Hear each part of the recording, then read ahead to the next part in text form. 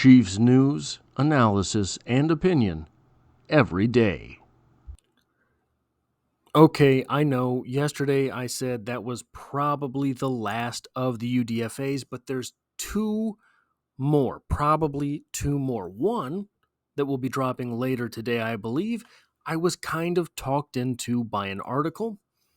This is okay. If we're being okay, I'm going to level with you.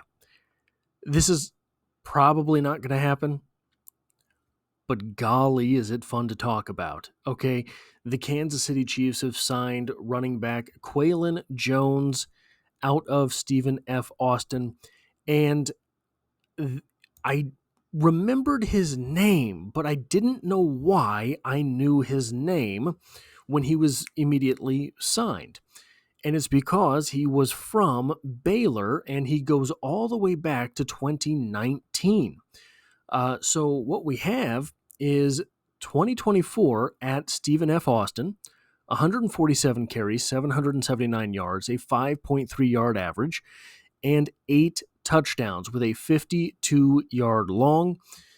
But then if we go back one more season, you'll recognize there is no back one more season. 2023 does not exist. 2022 was his last season with Baylor, and we'll get into a little bit of speculation later as to why, but decent year for Baylor.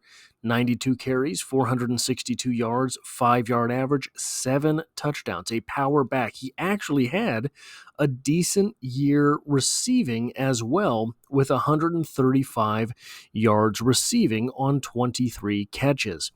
Before that, kind of spot duty, 34 carries for 124 yards in 2021, and 13 carries for 103 yards in 2020. Now, this is from CBS Sports. Jones finished his college career with Stephen F. Austin after spending 4 years with Baylor. He finished the 2024 season with rushing for 779 yards, 8 touchdowns on 147 carries, while catching 13 passes for 80 yards. If Jones signs with Kansas City, he'll be on the 90-man roster and will have the opportunity to participate in OTAs and minicamp. Now, apparently, he left Baylor after being suspended in 2022. I don't know what happens there, but it seems, just sort of from reading the tea leaves, there was bad blood in both directions. It seems, if I were reading into things, and that's all this is right now, is reading into things, and the only reason I'm doing this is because I don't think it's a big deal. I think, a very good reason.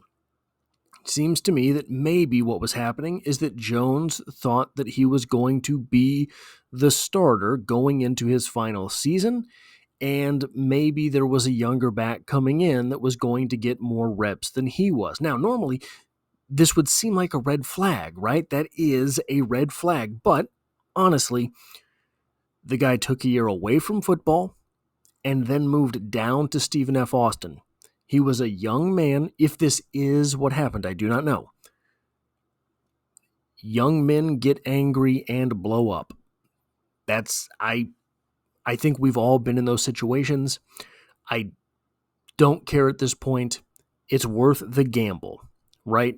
Maybe he learned his lesson. If he didn't, it's a UDFA contract. You get to cut him when you get the 90-man cutdown day, right? But whatever the case, he seems to have been dedicated in his time at Stephen F. Austin. And he seems...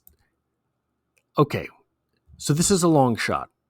But it does have to be noted that Jones received a UDFA contract as opposed to an invite to rookie minicamp. That means they see something in his game. He's not just show up for this weekend and we'll call you, right? This is more than that, but it's not a great big deal, right? This is a flyer taken on a UDFA, but we're going to get into some things here. Jones is either 5'9" or 5'10". Not a big difference there, but he's listed at both of those heights depending on where you find his information.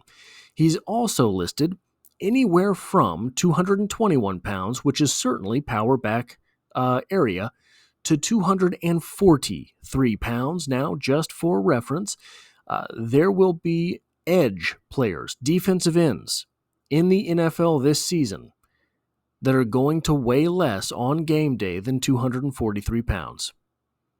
That's the way the football game is going, the way things are evolving. Speed rushers are a necessity on an NFL roster, and guys at the edge position under 243 pounds exist. But here's so this is him.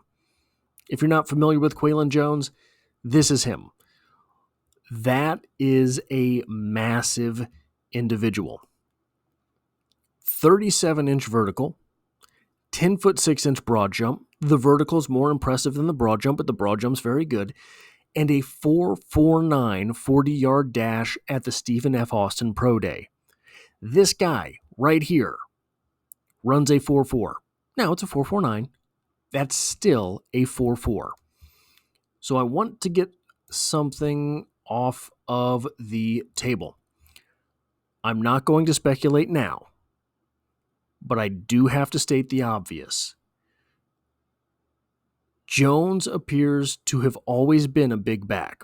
You go all the way back to the earliest stuff you can find of him. You can find high school tape on YouTube of him. Always a big back, always a power back. But the body transformation between his days at Baylor in 2022 and 2024 Stephen F. Austin, Qualin Jones, is alarming. Now, he's 22, 23 years old? If you are a 22, 23-year-old guy who's always been an athlete, and you wake up every morning and you eat nails for breakfast without milk, you can make a stunning body transformation with an off season, with an off year. So I'm not saying that it is, that is the obvious. I have to get that out there because I feel like I have to get that out there. But 100% it can be done, right?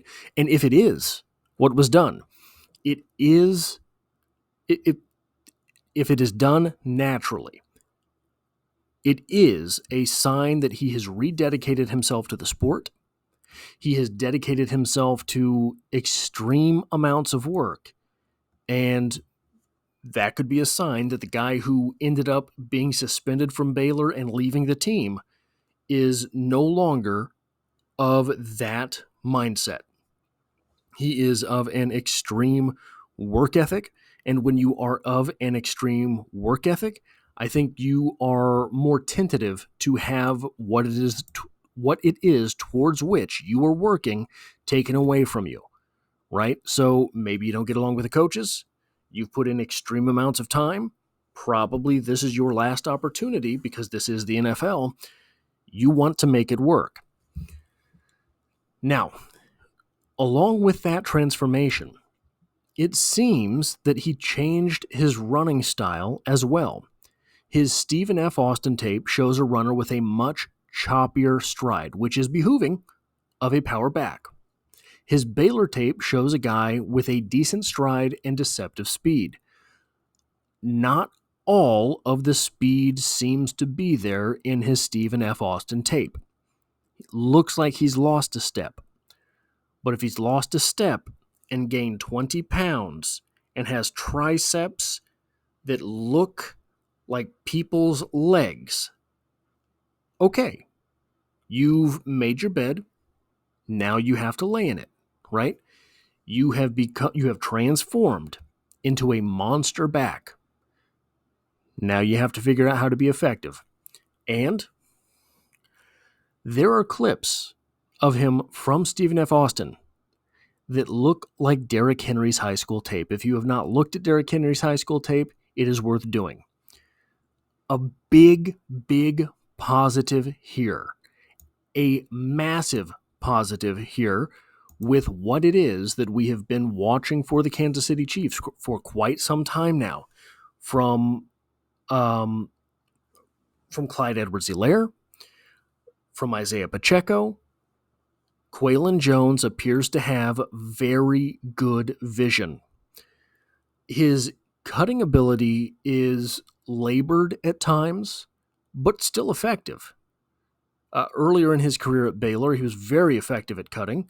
It seems that he has, with some of the weight that he has gained, he has lost a little bit of mobility, and that will come back in a little bit. But he is very effective with getting the ball and finding a hole. And this is the kind of guy that if he can find a hole, he's going to smack somebody. If your linebacker is meeting a 243-pound running back who's not afraid of him at the point of attack, sometimes he loses. And again, Bossa, that the Chiefs just drafted, top of my head, maybe I'm wrong, I believe he is 241 pounds. Meaning Qualin Jones has 2 pounds on him. There are plenty of 230-odd pound linebackers in the NFL. So, just a fun one to think about. He has a really good stiff arm, obviously. There's sometimes you'll be reminded of Marshawn Lynch because he will lower a shoulder into somebody and then push them back. And that's a fun thing to watch. Not going to be as effective at the NFL level, but it's a fun thing to watch. It is an experiment I am eager and ready to observe for the Kansas City Chiefs. Now, along these lines, I don't think he's going to add a lot in the passing game. And I am not being funny here, this is 1,000% what I saw. In the flats, he seems to have a hard time getting his head around. He has to, like Batman, he has to move with his entire shoulders. His entire torso has to twist. That said, he had a pretty decent season at Baylor in 2022 catching the ball. So maybe it's just what it is that you have him doing, right? But he is certainly sturdy enough to stay in the backfield as a blocker, which raises the question, is this competition for Carson Steele at the fullback position? Carson Steele had a very good season for a UDFA running back. Did not have a great season, period, right? And he had opportunities. There were moments and opportunities for him to take the offense and run, and didn't really get there. I'm a big Carson Steele fan. If you were here last offseason, you know that. But it's just the truth, right? The Kansas City Chiefs have not shied away from bringing in running backs this offseason for a very good reason. Elijah Mitchell, Brashard Smith, Elijah Young, Qualan Jones. They have grabbed a handful of running backs, and it appears they are going to put them on the field and see what shakes out. One of the interesting things is, I'm not sure how the top half of the roster will shake out. It does not appear at this time that there is a place for Qualin Jones on the roster. I think the Kansas City Chiefs are open to him impressing, just like with Elijah Young. They have 2 guys that are similar in Brashard Smith and Elijah Mitchell. The elements they bring to the offense are similar. We have no idea how. Is Elijah Mitchell back from injury? Is Brashard Smith going to be an actual guy at the NFL level? We don't know those things yet. There are 2 other guys who are hypothetically similar in Kareem Hunt and Isaiah Pacheco. And you can kind of throw Carson Steele into that mix. Unfortunately, Kareem Hunt is severely speed limited at this point, but he always falls forward. He's always getting positive yards. Isaiah Pacheco, for his part, looked like an improved back at the beginning of last season. When he did not look like the same back when he came back from that injury. Maybe that was the injury. Maybe the beginning of the season was just out of the norm. Either way, with Qualin Jones on the field in training camp, you're going to have a fan favorite very quick because shoulder pads will be popping.